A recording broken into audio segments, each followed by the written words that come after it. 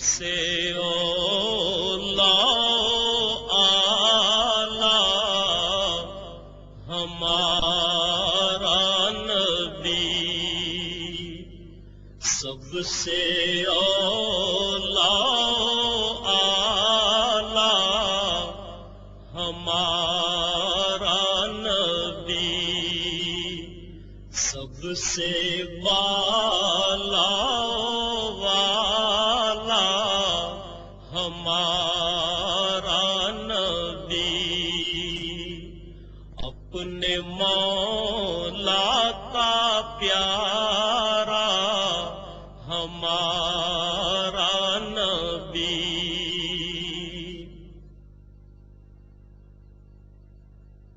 اللہ اکبر، اللہ اکبر۔ مسجد کو اسلامی معاشرے میں بنیادی اہمیت حاصل ہے، جہاں عبادات کے علاوہ دیگر سماجی عوامل بھی انجام پاتے ہیں۔ قرآن کریم نے ان الفاظ میں مسجد کی اہمیت واضح کی ہے۔ اللہ کی مسجدوں کو وہی لوگ آباد کر سکتے ہیں جو اللہ اور روز آخر کو مانیں اور نماز قائم کریں، زکوٰۃ دیں اور اللہ کے سوا کسی سے نہ ڈریں۔ انہی سے یہ توقع ہے کہ سیدھی راہ چلیں گے۔ مکہ مکرمہ سے ہجرت کر کے حضور اکرم صلی اللہ علیہ وسلم حضرت ابو بکر صدیق رضی اللہ تعالیٰ عنہ کے ہمراہ اونٹنی پر سوار تشریف لائے۔ اونٹنی حضرت ابو ایوب انصاری رضی اللہ تعالیٰ عنہ کے مکان کے سامنے رکی۔ اس جگہ بقول حضرت انس رضی اللہ تعالیٰ عنہ آپ صلی اللہ علیہ وسلم نے نماز ادا کی اور اس کے فوری بعد آپ صلی اللہ علیہ وسلم نے وہاں مسجد تعمیر کرنے کا حکم دیا۔ رسول اللہ صلی اللہ علیہ وسلم نے وہ قطع زمین 2 یتیموں سے خرید لیا۔ کھجور کے پتوں اور تنوں سے تعمیر کی گئی 805 مربع میٹر کے مختصر رقبے پر واقع مسجد نبوی صلی اللہ علیہ وسلم تمام مساجد کے ڈیزائن کے لیے ایک مثال بن گئی۔ رسول اکرم صلی اللہ علیہ وسلم نے بنفس نفیس اس مسجد کی تعمیر میں حصہ لیا۔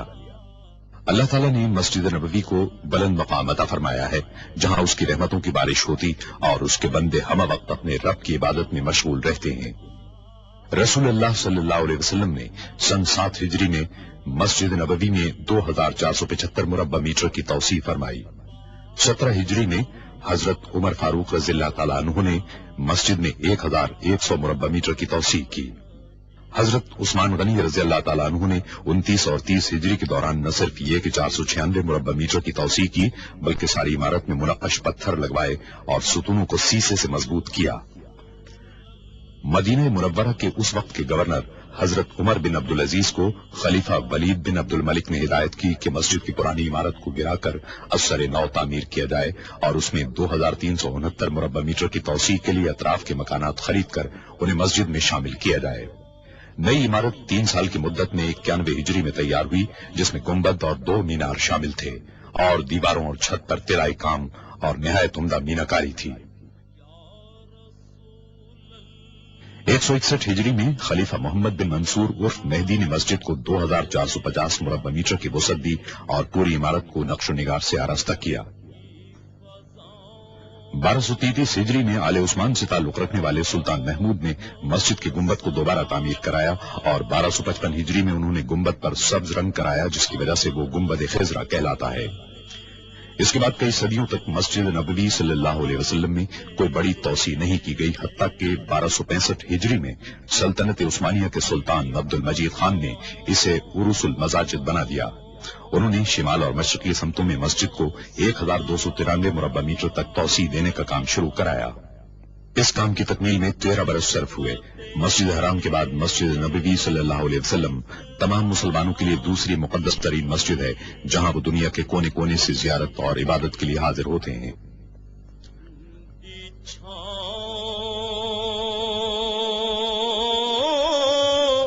سلطان عبد المجید کے بعد مسجد میں کسی قسم کی توسیع یا تبدیلی نہیں کی جا سکی، اگرچہ یہاں آنے والوں کی تعداد میں مسلسل اضافہ ہوتا رہا۔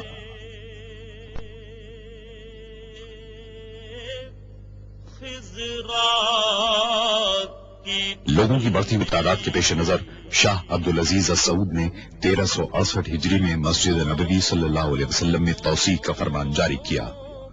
1370 ہجری میں ان کے صاحبزادے اور جانشین شاہ سعود بن عبدالعزیز نے توسیع کے کام کا سنگ بنیاد رکھا۔ یہ مسجد نبوی صلی اللہ علیہ وسلم میں پہلی سعودی توسیع تھی۔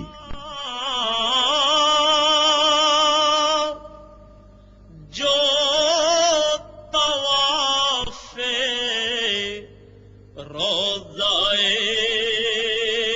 اقدس کرے،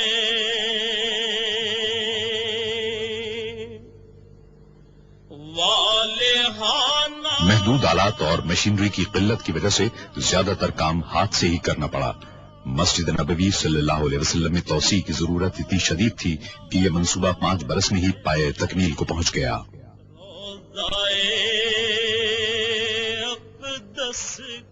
اس توسیع سے ترکی کے عثمانی دور کی مسجد کا رقبہ دگنا ہو گیا اور مسجد نبوی صلی اللہ علیہ وسلم میں تبدیلیوں کے ایک جامع عمل کا آغاز ہوا۔ وجد کرتی ان ہواؤں کو سلام۔ فضائی سفر کا سلسلہ شروع ہونے کے بعد سے عازمین حج اور عمرہ کرنے والوں کی تعداد میں تیزی سے اضافہ شروع ہوا۔ 1375 ہجری میں عازمین حج کی تعداد 1 لاکھ تھی، جو 1390 ہجری میں 10 لاکھ ہوئی اور اس کے بعد کے عشرے میں 20 لاکھ تک جا پہنچی۔ بعض ماہرین کی پیش گوئی ہے کہ آئندہ عشرے میں عازمین حج کی تعداد 50 لاکھ ہو جائے گی۔ 1393 ہجری میں شاہ فیصل نے عازمین حج کی بڑھتی ہوئی تعداد کے پیش نظر شیڈ تعمیر کرانے کا حکم دیا، تاہم اس کا مستقل حل تلاش کیا جانا ابھی باقی تھا۔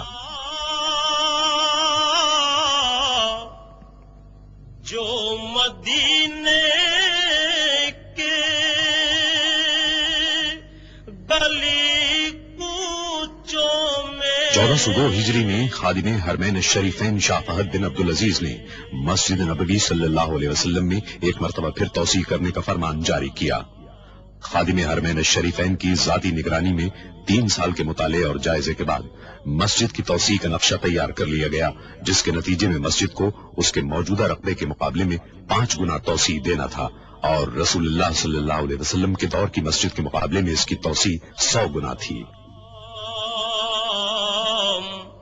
ان فقیروں 9 صفر 1405 ہجری کو خادم حرمین الشریفین نے اس عظیم الشان توسیع منصوبے کا سنگ بنیاد رکھا۔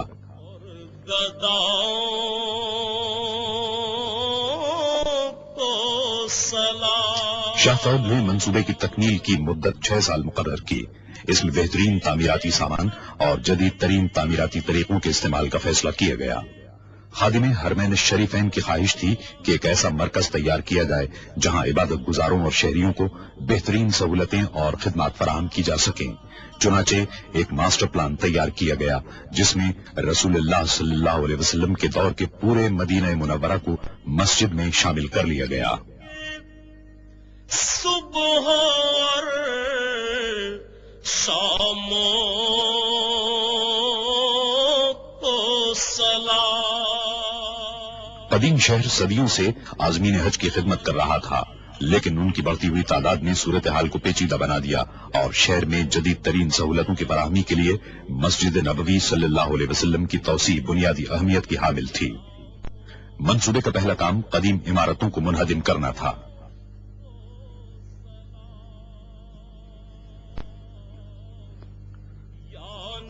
منہدم کرنے کا تمام کام دھماکہ خیز مواد کے استعمال کے بغیر ہی مکمل کر لیا گیا۔ مٹی سے بنائے گئے روایتی مکان آسانی سے گرا لیے گئے، لیکن کنکریٹ سے تعمیر کی گئی جدید عمارتوں کو منہدم کرنے کا کام کہیں زیادہ مشکل اور خطرناک تھا۔ اس کا حل انجینئروں نے یہ نکالا کہ ایسی عمارتوں کی بنیادوں کو ایک خاص حد تک کمزور کر دیا جائے، جس کے بعد انہیں گرانا مشکل نہیں رہا۔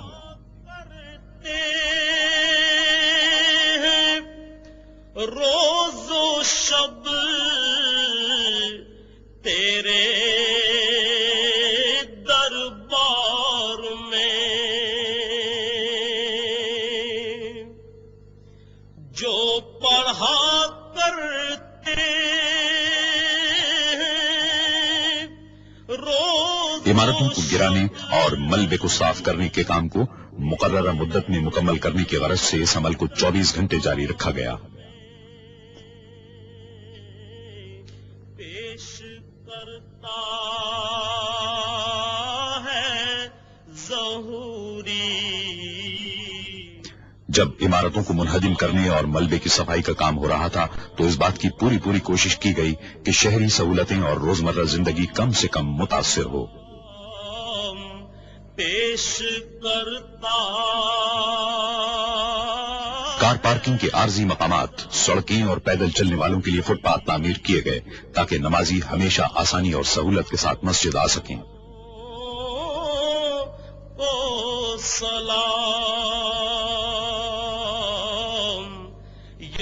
تعمیراتی کام کے تمام مرحلوں میں یہ امر بدستور ایک رہنما اصول رہا۔ در کی فضاؤں کو سلام۔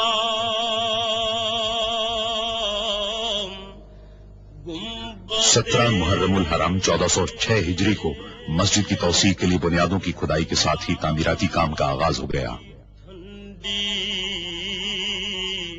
مسجد کے ارد گرد کا علاقہ صحرائی ریت کا ہونے کے باعث غیر مستحکم تھا اور عظیم الشان ڈھانچے کو سنبھالنے کے لیے بنیادوں کی تعمیر کی جدید ترین ٹیکنالوجی کی ضرورت تھی۔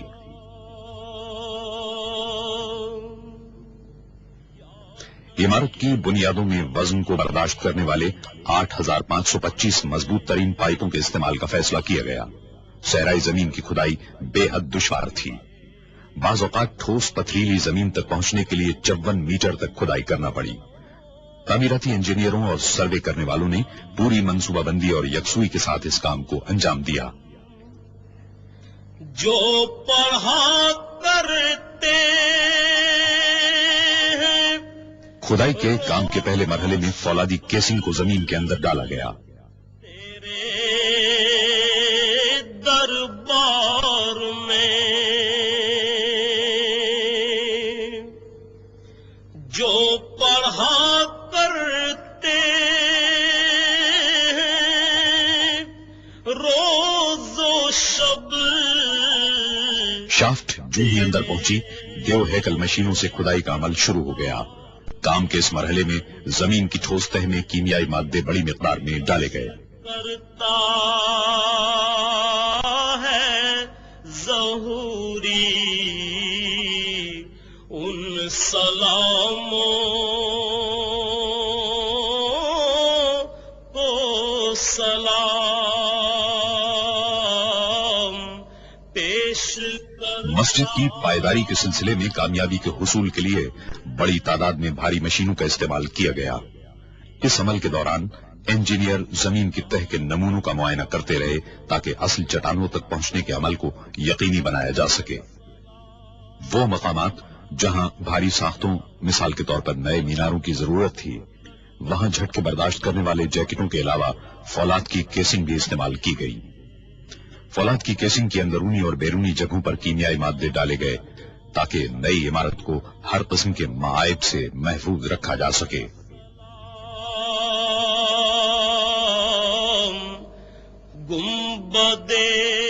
انتہائی مضبوط فولاد سے 12 میٹر طویل بیلن کی شکل کے پنجرے بنائے گئے۔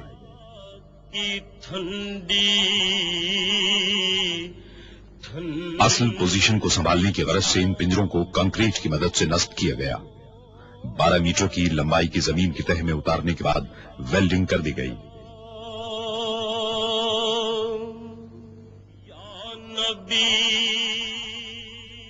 قریب ہی واقع ایک پلانٹ میں 1 لاکھ مکعب میٹر کا کنکریٹ تیار کرنے کا عمل جاری تھا۔ توسیع منصوبے کے دوران ہر مرحلے کی مناسب انداز میں رہنمائی کی گئی۔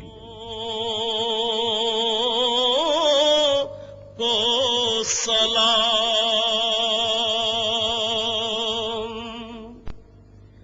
جو پڑھا کرتے ہیں روز و شب تیرے۔ کنکریٹ کے معیار کی تصدیق کے لیے ستونوں میں الٹراسونک سینسر کا استعمال کیا گیا۔ جو پڑھا کرتے مسجد نبوی صلی اللہ علیہ وسلم کی نئی عمارت کے وزن کو سنبھالنے کے لیے بہترین ستون تعمیر کیے گئے. اس پوری نئی عظیم الشان عمارت کو مستحکم بنانے کا انحصار کنکریٹ کی قوت اور پائیداری پر تھا. عمارت کا پورا ڈھانچہ ستونوں کا مرہون منت ہوتا ہے.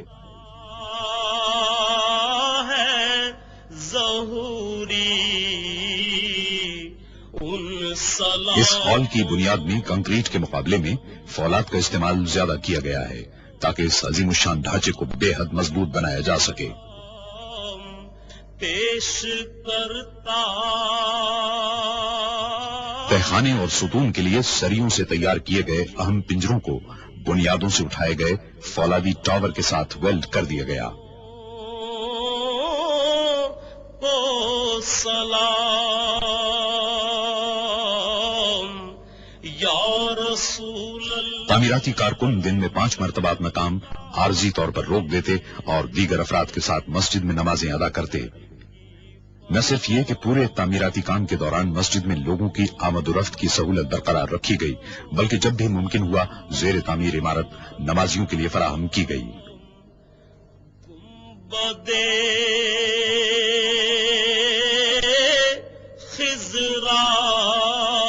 کی ٹھنڈی 5 شعبان 1409 ہجری کو مسجد نبوی صلی اللہ علیہ وسلم کے توسیع شدہ مغربی حصے میں فرش کی بھرائی کا کام انجام پایا.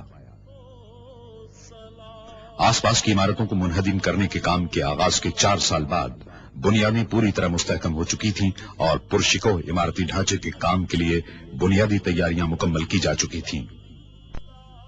اس عظیم الشان تعمیراتی کام کے دوران آخر کار تعمیر کا پہلا مرحلہ مکمل کر لیا گیا اور اس مرحلے کی تکمیل کے دوسرے دن باران رحمت مدینہ منورہ میں ہوئی. مسجد نبوی صلی اللہ علیہ وسلم کی توسیع کا ڈیزائن مصر کے ماہر تعمیرات ڈاکٹر محمد کمال اسماعیل نے تیار کیا ہے.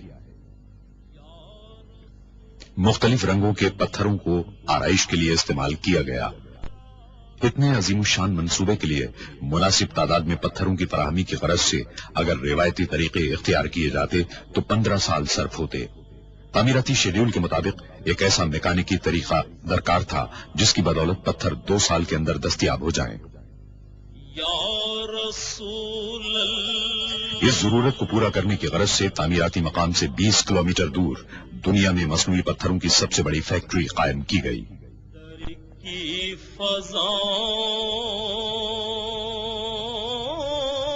کو سلام. پورے سعودی عرب سے مختلف رنگوں کے پتھروں کو حاصل کر کے انہیں توڑا گیا اور انہیں ایک خاص عمل کے ذریعے سیمنٹ میں شامل کیا گیا. تعمیراتی کام کے لیے متعدد اقسام کے پتھروں کی ضرورت تھی. بعض پتھروں کو نصب کرنے کے لیے 1 سے زائد مرتبہ کاٹنا پڑا. امیزے کو پوری طرح یکجا کرنے اور ہوا کے بلبلے ختم کرنے کے لیے بے حد احتیاط سے کام لیا گیا.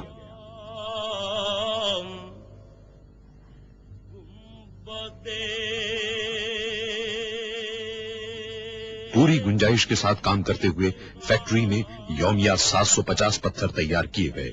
مجموعی طور پر 5 لاکھ پتھر بنانے تھے. ان میں سے بعض کو آرائشی ستونوں میں نصب کرنا تھا.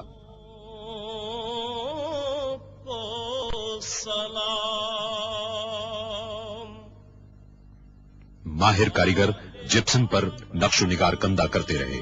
نقش و نگار کو نیگیٹو انداز میں کندہ کیا گیا تاکہ پتھر پر ان کا اصل نقش تیار ہو سکے. جو طواف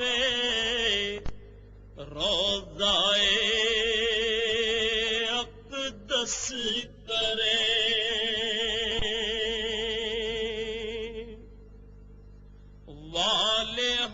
نقش و نگار کندہ کرنے کے عمل میں متعدد جدید اوزاروں کی مدد دی گئی. اس کے بعد پتھروں پر مختلف کیمیائی اجزاء لگا کر 24 گھنٹے کے لیے چھوڑ دیا گیا تاکہ عکس واضح اور پائیدار ہو جائیں. پتھروں کی اتنی احتیاط اور مہارت کے ساتھ تیاری نے توسیع شدہ حصے کو فن تعمیر کا ایک شاہکار بنا دیا جس کی بدولت پوری عمارت دیکھنے سے تعلق رکھتی ہے. وجد کرتی ان ہواؤں کو 2312 महराबें तामीर की गईं, जो 27 खुले और 68 बंद सहनों में फैली हुई हैं। वजद करती उन हवाओं। छत भी इसी अंदाज में तामीर की गई। इसको मुनक्कश पत्थरों से आरास्ता किया गया। जो मदीने की गली कूचों में देते हैं सदा, जो मदीने के गली कूचों में देते। खादिम हरमैन शरीफैन मस्जिद नबवी सल्लल्लाहु अलैहि वसल्लम की सालाना जियारत के लिए 19 जमादिउल अव्वल 1410 हिजरी को आए। उन्होंने तामीराती मंसूबे का मुआयना किया। इस मौके पर तामीराती मकसद की अलामत के तौर पर इस अम्र पर गौर किया गया कि मंसूबा किस हद तक लोगों की तवक्कुआत पर पूरा उतर सकता है। मस्जिद नबवी सल्लल्लाहु अलैहि वसल्लम के 6 नए मीनारों में से पहले का काम शेड्यूल के मुताबिक शुरू हुआ। इस मरहले पर एक मरतबा फिर मसनूई पत्थरों की जरूरत हुई। पत्थरों की तैयारी के लिए जदीद तरीन निजाम की मौजूदगी के बावजूद पत्थरों के बड़े टुकड़ों को मीनारों की छत तक हाथ से ही ले जाना पड़ा। सलाम मस्जिद नबवी के सुबह। मस्जिद के 6 नए मीनारों का हुस्न देखने से ताल्लुक रखता है। इसका हर अंदाज इस्लामी तर्ज तामीर के दरीचे खोलता नजर आता है। मस्जिद नबवी के सुबह शामों। बाबे फहद पर इस्लामी फन तामीर के भरपूर मजहर दोनों मीनारों की तामीर मुकम्मल हो गई। ये मीनार 104 मीटर बुलंद हैं।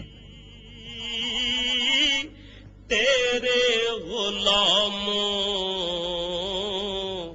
के गुलामों।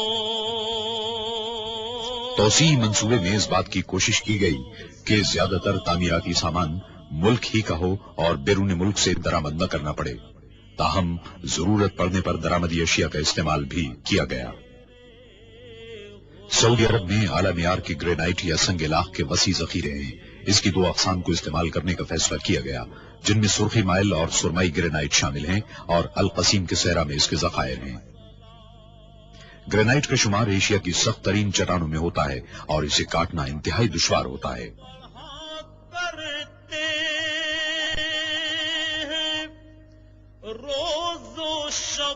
तौसी मंसूबे के लिए खास तौर पर कायम की गई फैक्ट्री में ग्रेनाइट की सिलों की तमाम खामियों को दूर किया गया। यह फैक्ट्री दुनिया में अपनी नौइयत की सबसे बड़ी फैक्ट्रियों में शुमार होती है। इसमें हर महीने 600 मुकब मीटर ग्रेनाइट को निपटाने की गुंजाइश है। जहां पहले ग्रेनाइट को जिसामत और मेयार के एतबार से छांटा और दर्जाबंदी की जाती है।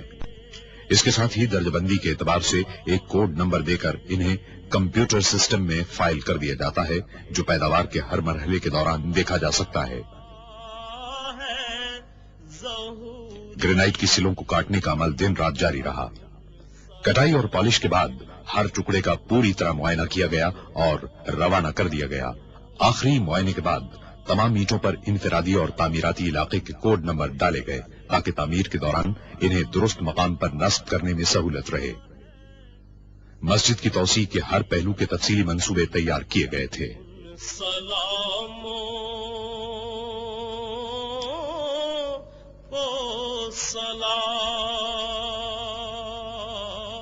मस्जिद की 4 दीवारी के लिए 1,20,000 ईंटों की जरूरत पड़ी। तेरे दर की फज़ाओं को सलाम। गुंबदे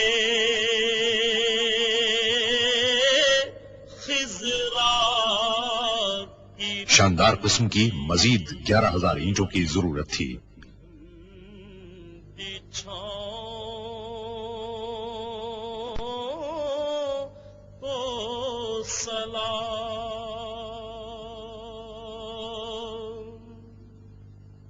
اٹلی کے سنگ مرمر کے ٹائلوں سے مزین کیا گیا۔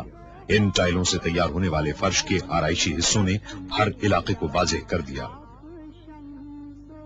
سنگ مرمر کے 8,000 طویل مستطیل مختلف رنگوں کے 67 ٹکڑوں سے مل کر بنے یہ اٹلی، اسپین، پرتگال اور یونان کے پائیدار سنگ مرمر تھے۔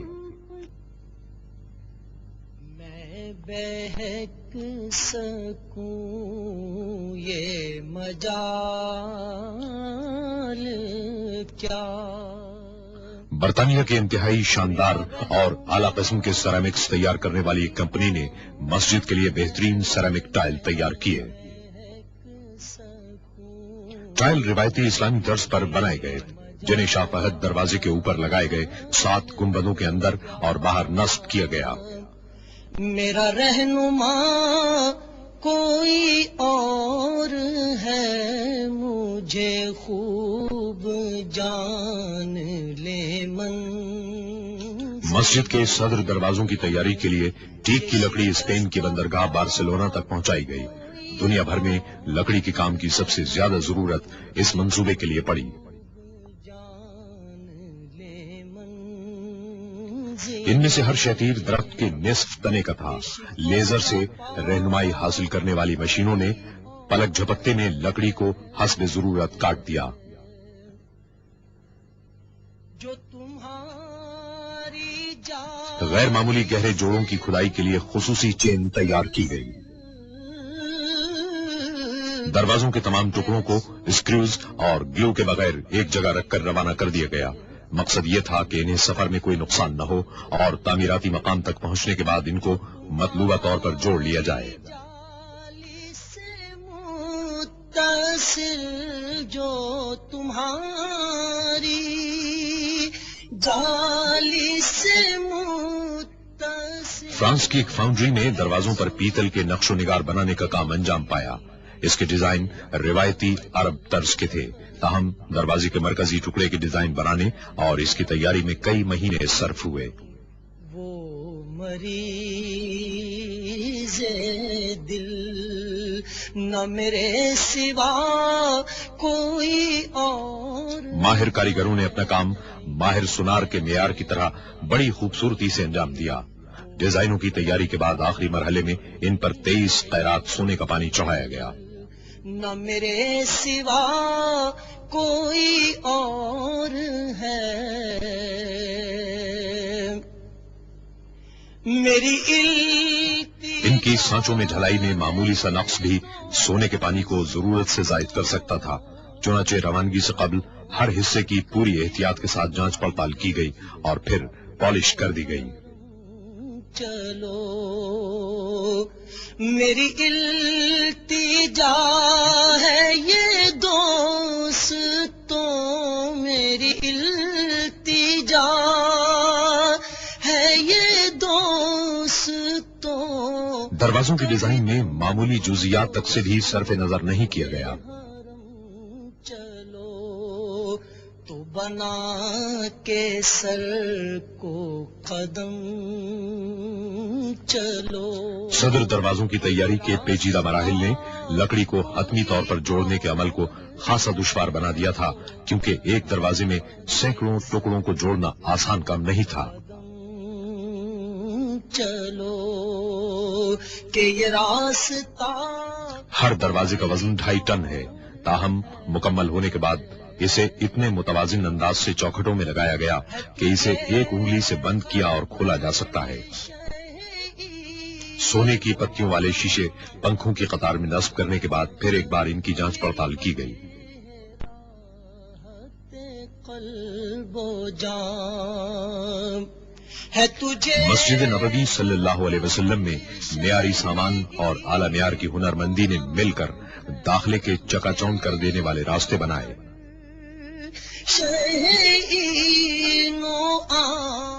شہر سے باہر پانی کو ٹھنڈا رکھنے کے پلانٹ سے مدینہ منورہ تک 7 کلومیٹر طویل سرنگ تعمیر کی گئی۔ سرنگ دوسرے رنگ روڈ اور شہر کے مرکزی حصے کی جانب وادی عقیق کے نیچے سے گزرتی ہے. اس کے بعد بناکا انڈر پاس کے نیچے کار پارکنگ اور مسجد کے تہخانے کا رخ کرتی ہے. اس سفر میں 1.5 گھنٹہ صرف ہوتا ہے.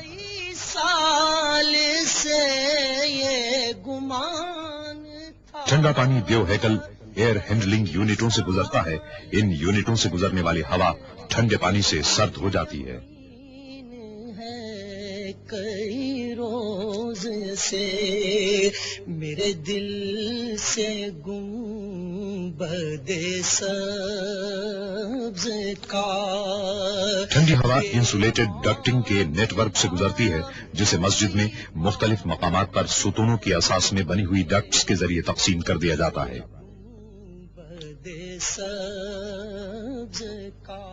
ایئر کنڈیشننگ کا نظام سرکتے گنبدوں سے ہم آہنگ کیا گیا ہے. ان گنبدوں کو مسجد کے درجہ حرارت کو ایک سطح پر رکھنے کی غرض سے کھولا اور بند کیا جا سکتا ہے.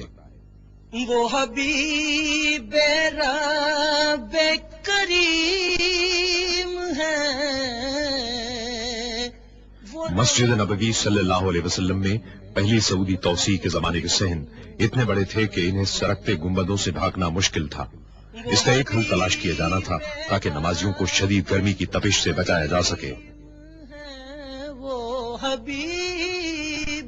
اس مقصد کو ہر صحن میں مکمل طور پر میکنائز 6 چھتریاں نصب کر کے حاصل کیا گیا. اتنے بڑے پیمانے پر اس قسم کی چھتریوں کا استعمال کبھی نہ ہوا تھا. فکر ہے میری آپ کی انہیں چاہتا کوئی اور ہے انہیں فکر ہے. چھتریوں کے ستون اندرونی ساخت کے مطابق بنائے گئے. انہیں ایئر کنڈیشننگ نظام سے منسلک کر دیا گیا اور سنگ مرمر نصب کر دیے گئے. ان میں نئی عمارت کے ستونوں کی طرح پیتل کی آرائشی اشیاء لگا دی گئیں.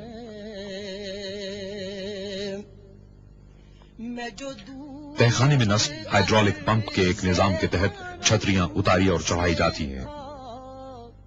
ہوئی خلد گوش ہنسی صدا میں جو دور اس کا میٹیریل ایک خصوصی دھات ٹیفلون کے فریم اور مضبوط ترین کپڑے مائکروپولس پر مشتمل ہے. یہ کپڑا سورج کی تپش کو کم کرنے میں مدد دیتا ہے. ہوئی خلد گوش ہنسی صدا ہے اسی میں ماجد بے نوا کہ یہ قافلہ کوئی اور ہے اسی میں ماجد بے نوا. ہر چھتری کے آرمیچر 300 مربع میٹر کے رقبے کو سایہ فراہم کرتے ہیں. نئی توسیع سے جو خادم حرمین شریفین کی سرپرستی کی مرہون منت ہے اب گراؤنڈ فلور میں 1,67,000 نمازی سما سکتے ہیں.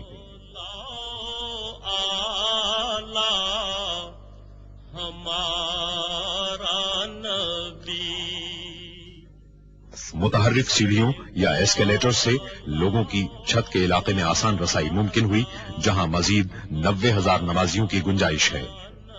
رمضان المبارک اور حج کے زمانے میں مجموعی طور پر 7,07,000 نمازی مسجد نبوی صلی اللہ علیہ وسلم میں نمازیں ادا کر سکتے ہیں.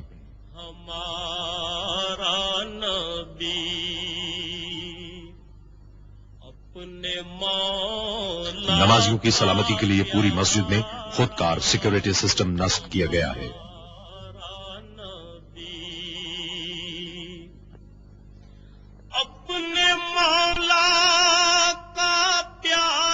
ایک جدید ترین ساؤنڈ سسٹم مسجد میں اور پورے شہر میں نمازیں ریلے کرتا ہے اور ٹی وی کے ذریعے پوری مملکت میں بھی.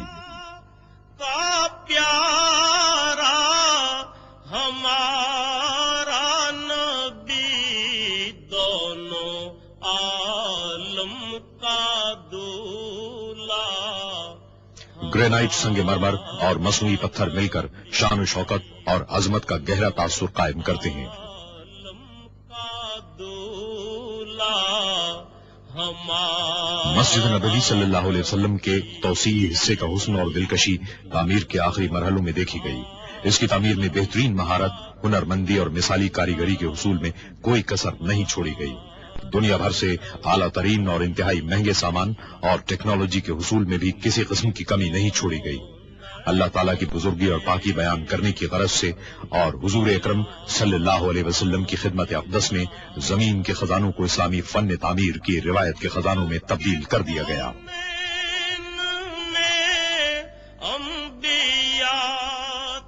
اللہ کی مسجدوں کو وہی لوگ آباد کر سکتے ہیں جو اللہ اور روز آخر کو مانیں اور نماز قائم کریں، زکوٰۃ دیں اور اللہ کے سوا کسی سے نہ ڈریں۔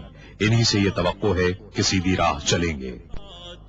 تاجداروں کا آقا ہمارا نبی، تاجداروں کا آقا ہمارا نبی،